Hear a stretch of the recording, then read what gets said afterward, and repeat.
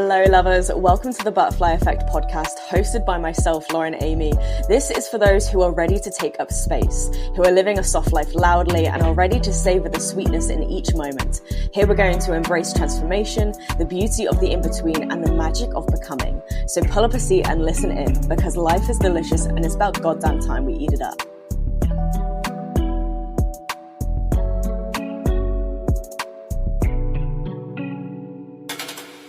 Stunners, I want to know all about the rebellious acts you've committed recently. From the most scandalous to the most subtle, I want to hear all about it. We are in the month of May. We are in the month of play. Let's fucking go.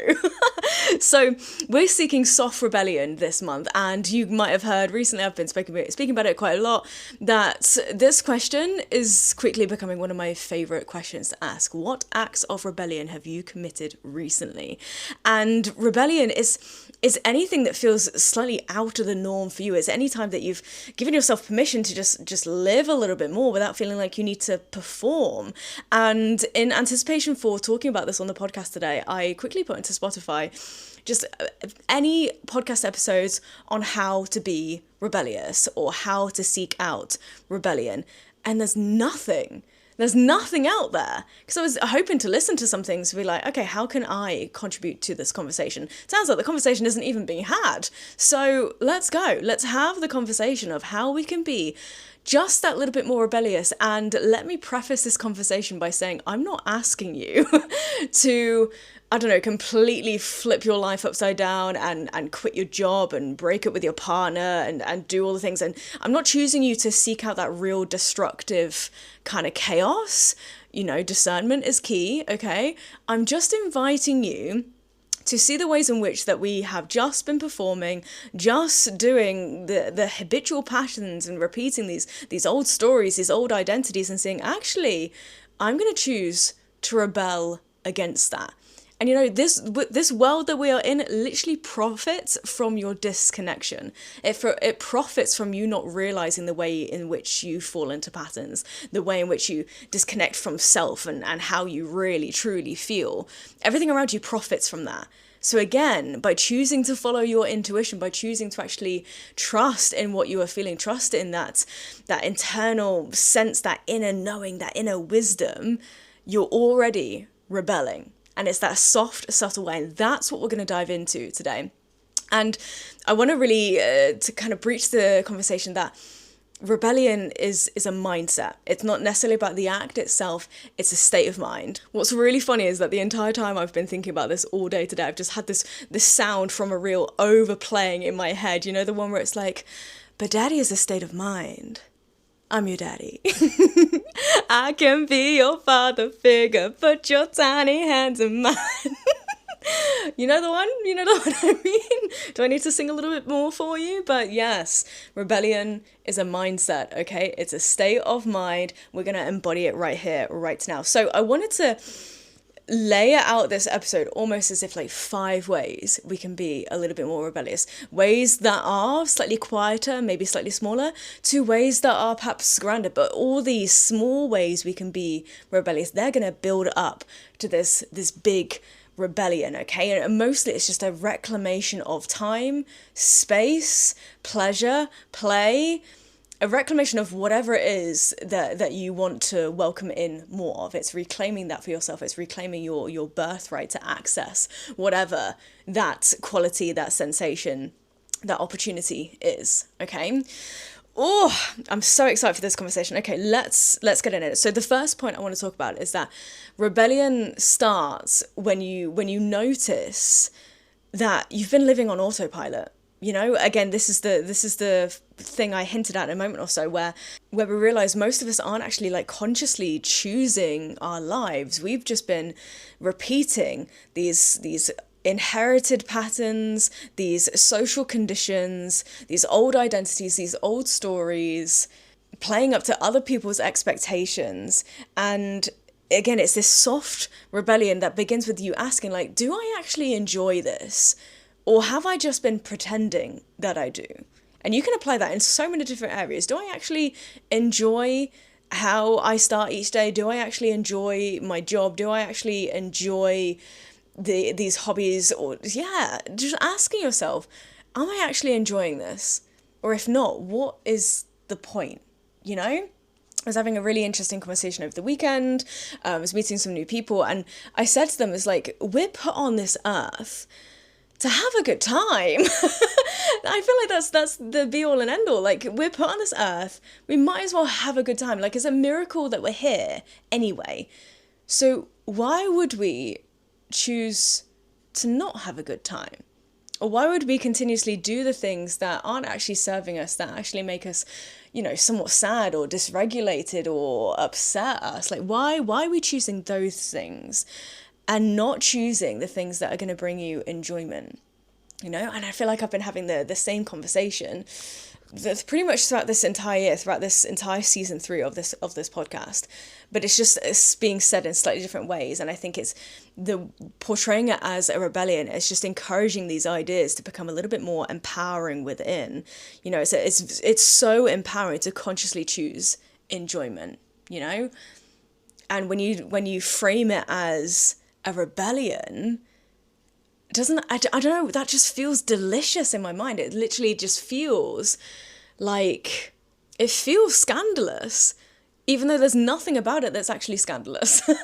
There's nothing about it that's dangerous or scary or, unlawful or unjust. It's this quiet reprogramming. It's this quiet rewiring, seeking enjoyment and letting that be your soft rebellion. Okay? So again, take a few moments to ask yourself, do I actually want this? Or am I just pretending that I do? And it starts in the ways, again, the way in which you structure your morning, or how available you make yourself. We're constantly giving our time to others, but again, is that actually something that you want to do? Do you want to give some time back to yourself? And then as a follow-up from that, who gets access to your energy? Who gets access to you? I've said this a couple of times in dating to my pals, like, let them earn access to you. And I know that might sound quite brutal, and maybe it sounds like it's encouraging you to be somewhat closed off.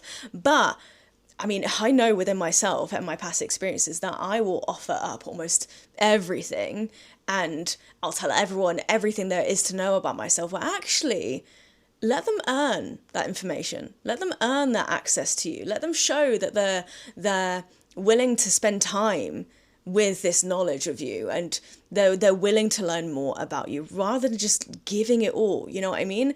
And again, is this person or the people around you, like, do you actually want them to have access to everything, your entire personality and your kindness, your generosity? Or are we discovering that there's some people that are actually taking advantage of that? And maybe it's time to actually dial back a little bit and say, actually, you don't get access to that anymore. And then other ways I think we can, again, notice where we've perhaps been living on autopilot is actually in the goals that we set for ourselves. I'm literally sat underneath my vision board right now. There's so many goals above here, right? And sometimes we might set a goal and then we get lost in it, or we believe that's the only way that's going to make us happy. That's the only way that's going to make us feel successful if we achieve that one goal. And yes, it's lovely to feel that sense of achievement and accomplishment when you've done the thing that you've set out to do. But actually, consciously check in with yourself. This goal that I'm chasing, this thing that I'm putting so much pressure on myself to achieve, is it something that I actually want? Or has it changed? Has it shifted slightly? We are constantly evolving. So therefore your goals, the goalposts constantly shift and evolve too. So if you are chasing something that feels like you're climbing uphill, and it literally feels like that uphill battle, ask yourself, is it something that you still genuinely want? Or have we moved past it? And that's okay. That's okay to admit to yourself, like, actually, I don't really want that anymore. It's okay. It's okay to change your mind. And again, I suppose that in itself is another act of rebellion, changing your mind. It's perfectly okay. This is where self-awareness is a rebellion, because we're just becoming more aware of the way in which we're living our life, the way in which we're showing up, and actually asking ourselves, is this what I still want? And when we're talking about that reclamation, again, that reclamation of time, space, enjoyment, you can't reclaim what you haven't noticed. So take a few moments, literally just sit with yourself and actually, is this thing that I'm working so hard for, and these people that I'm constantly showing up for, I'm going above and beyond for, is this actually something that I want? Is this something that I'm content to continue with? Or is it not? Then that leads perfectly to the second point, is saying no without any need to over-explain. This is probably the most boldest and the most powerful rebellions we can do. And actually, when I asked the question in class last week, I said, I think it was the first time I asked the question when these ideas were starting to land, I said, what rebellious acts have we committed recently? And one of my lovely yogis said, I said no to something. And I was like, yeah. And I hadn't actually realized that for myself, that saying no is an act of rebellion. And you don't have to be super forceful with it. You don't have to go the other way. You don't have to be overly kind with it. You can just say no. And I do think that's key, especially for women, caregivers, people pleasers. Again, the people that go above and beyond for everyone else around them. It's getting comfortable with the idea that we might have to disappoint a few people so we no longer disappoint and abandon ourselves. I for one can pick out 1,000 examples of every time I've said no and felt the need to over-explain myself. But you can just simply say, no, I can't make it. No, that doesn't work for me. Or I need more time. Or no, actually, again, I've changed my mind. That's all it needs to be. No is a full sentence. And I think I said that to my mum recently. It might have been over Easter or Christmas or something. My mum was talking about it and I was like, Mum, you do realise no is a full sentence? And I remember my brother being there. My brother actually found it quite funny. I am the funny one in the family, so there's no surprise.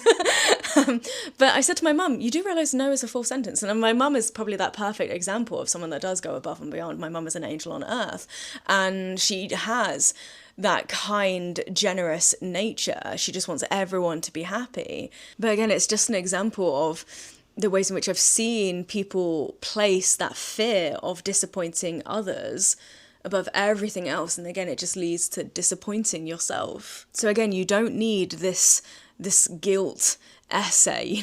We've all been there where we've sent like a long ass text to someone over explaining when we don't need to. And we don't need to offer any elaborate justification. That we don't need to shrink ourselves. Again, we can just say no, and you can just change your mind. Your mind is ever evolving. You are ever evolving. Again, that awareness. Notice your ever evolving nature. And one thing that's really landing for me right now is saying no is a declaration of self-respect. How powerful is that? Saying no is a declaration of self-respect, probably the biggest declaration there is. So yeah, what's something that you have been, again, moving through autopilot and saying yes to when actually is something you don't really want to be doing? Say no. Say no. No is a full sentence. Okay, we're coming into my third point, which is choosing pleasure, choosing playfulness without feeling like we need to earn it.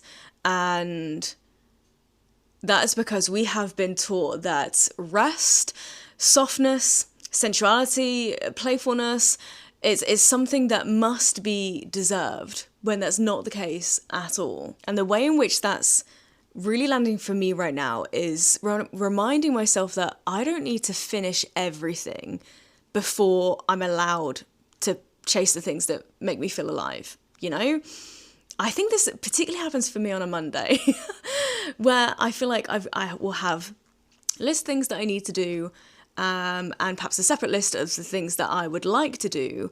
And I say to myself, okay, I need to do the things that I must do first before I can do the things that I actually want to do. I'm pretty sure everyone has that, right? We have these two separate lists that kind of run side by side. But the thing is that the list of the things that we feel like we should be doing, or the tasks that we feel like we need to complete, that never ends. Whereas the second list of the things that you want to do, the opportunities you want to seek out, that list almost never really gets looked at. Or perhaps it gets looked at right at the end of the day and you're tired, you're exhausted. And it's like, well, okay, I didn't get it today. See to it tomorrow. And then the same thing happens. We look at that first list first, and that second list is just there collecting dust, you know? So because that to-do list, that first list, it's never ending, right? You're never going to finish absolutely everything. There's always going to be something that is requiring your attention, your focus. But again, you can consciously choose to actually say to yourself, that doesn't need to be done right now. So I'm going to do something else and then I'll come back to it. Allow more space for the things that make you feel alive, you know, that give you that enjoyment, that allow you to rest, that allow you to demonstrate this playfulness without needing to earn it, without feeling like you need to deserve it. And there's a beautiful one-liner that I'm going to come out with right now, is pleasure as protest. Oof! I got a lot of one-liners in this one. Yeah, pleasure as protest. Seek out your own pleasure without leaving it as an afterthought, without leading it right the way to the end of the day, okay? Put your pleasure first, okay? In whatever ways you want to, put your pleasure first. We're almost obsessed with being productive, but pleasure, joy, that is a radical act. Oof! Oh, it's giving me tingles. And I think alongside our obsession with productivity brings me on to point 4, which is our obsession with perfectionism, okay? Allow yourself to be seen before you feel ready, in inverted commas, okay? Because perfectionism keeps so many of us hidden. You know, we feel like we have to be so good at something before we can let the world see it. But actually, there's such a joy in learning. There's such a joy in being a beginner. There's such a joy in being messy, you know? Sometimes things are just too pretty and polished, you know? And I think especially a lot with social media, again, that's where that inauthenticity comes through, because, you know, we're just seeing this highlight reel of people's lives, right? And there is something to be said, you know, you come across a gorgeous video that clearly has taken a lot of time to produce, and it's taken someone's like real expertise that they've crafted over time. Yeah, I get that, all right? But there is also such a joy in just being messy in that process, you know? And seeing that process. I love seeing people's like thought process, creative process, the behind the scenes. I actually find it fascinating. I actually find it more fascinating than the thing itself, than the end result. So yeah, allow yourself to be seen without feeling like you need to be fully ready first, because no one's ever ready. No one is ever fully ready. So again, what are we waiting for? Be your bold, messy self. Play with ideas, play with possibility, and so much will unfold from that. And of course, this is going to lead me perfectly into my final point, point 5, which is create opportunities for yourself rather than waiting for permission. We spend so much of our time waiting for that permission slip, waiting for the go-ahead, waiting for the justification that it's okay to do the thing, whatever it might be. Stop waiting for permission. And again, this soft rebellion that we're seeking, it's not always about like breaking these rules or breaking these societal conditions that we've been, I don't know, built up within. Sometimes it can actually just look like creating your own rules and you deciding when you do things, you deciding what is it you do each morning, okay? You deciding what it is that's bringing you that enjoyment, that playfulness, that fun. I saw recently someone posted about having a permission to play day, like once a month or something, where they just gave themselves complete permission to do whatever it is they wanted to do, and that changed each time. Like one day they went roller skating, and one day they went ice skating, one day they had a baking day, one day they did nothing at all, you know? And I found that really fun. And actually, I think instead of it being one day once a month, maybe one day a week. And maybe that actually filters in small ways into each day. You know what I mean? Just keep giving yourself permission to play, and very quickly you'll start to see what life could really look like when you stop waiting and start living. And I think all this talk of rebellion is leading us up to is actually, it's building up to building a life that actually feels like yours. You know, you're not living for anyone else. You're not living to satisfy anyone else's needs, wants, or desires. It's yours that are at the forefront of your own mind. And again, it comes down to letting yourself be just that little bit selfish. It doesn't mean rebelling against everything you have ever known. It doesn't mean going from being this kind, generous, compassionate person to suddenly this cold-hearted, closed-off person. No, you can still be that kind, generous person, but just have that awareness as to how you're giving out your time, your energy, your awareness, you know what I mean? And your rebellion, it doesn't need to be loud. And like I said at the beginning, it doesn't need to be scandalous. It doesn't need to be overwhelming. Perhaps your rebellion isn't you raising your voice and being louder. Maybe it's actually turning down the noise. So what you need, what your body is craving, whatever whispered desires are being carried with each breath, you can actually hear them more. Turning down that external noise and hearing what you feel, body, mind, breath, spirit, soul, all the things, and choose that consciously, instead of choosing what everyone else thinks you should be choosing. So stunners, I'm not asking you to start a revolution and go marching down the streets. I mean, unless you really want to. If it's for a good cause, then great, fine, fabulous. What I'm inviting you to do is see this soft rebellion as you finally finding the courage to choose yourself in places where in the past you would have instead chosen approval. So yes, there are my 5 ways of how we can start seeking that soft rebellion. Okay, so quick little overview. So recognizing how rebellion starts with you noticing the places where you've been living on autopilot, saying no without feeling the need to over-explain, choose pleasure without earning it first, allowing yourself to be seen before you are ready, and creating opportunities that make you feel the most alive without needing to wait for permission. So yes, stunners, I want to hear all about these rebellious acts we're committing, from the most scandalous to the most subtle. Whatever rebellion means for you, I want to hear all about it. The way in which I chose rebellion today was to show up for myself first before I showed up for everyone else around me. You know, I felt like I was neglecting my flat a little bit, neglected my space, neglected myself. So I took the entire morning to actually just reset, focus in on me. And again, rather than leaving myself to the end of the day as that afterthought, I was like, let's flip this around. Let's do what I need to do for me first. Then I'll start seeing the things on that long ass to-do list that everyone has, you know what I mean? So yes, honeys, I'm gonna leave that one there. I love you. Go thrive, you beautiful rebellious souls. And yeah, let me know what you get up to. I wanna hear all about it. All right, love ya. Bye. Mwah.